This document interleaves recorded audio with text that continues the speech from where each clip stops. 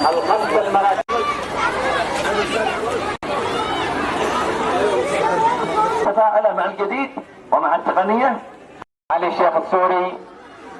هؤلاء العباقرة الطلاب الذين حصدوا المراكز الأولى، وتحية لمن نحن اليوم على شرفهم وفي منصة التتويج.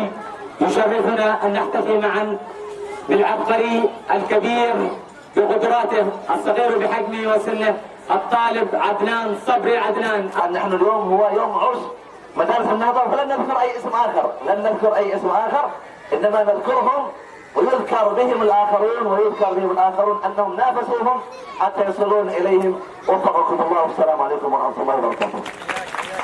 رعاية النشء لأبناء، وأنا سعيد جدا أشارك مدارس النهضة في هذا الحفل التكريمي والسباق الماراثوني.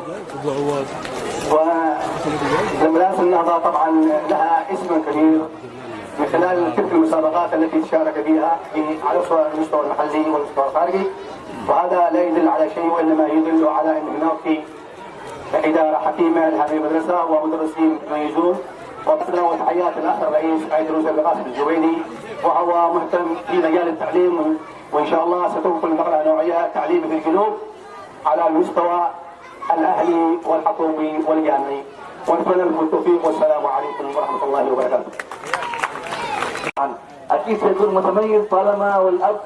أهلا وسهلا في هذا الصباح الجميل الذي نتنفس فيه عبق الحياة وأنفاس هذه الأرواح الجميلة الطيبة الشابة التي تدفقت اليوم حماسا وحيوية ونشاط.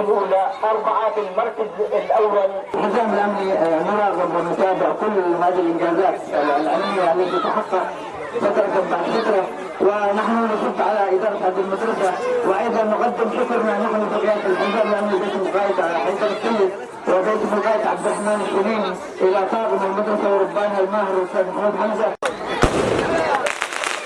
طالب أحمد فهمي الحاصل على المركز الرابع، الطالب ماهر عبد. خلي طبعا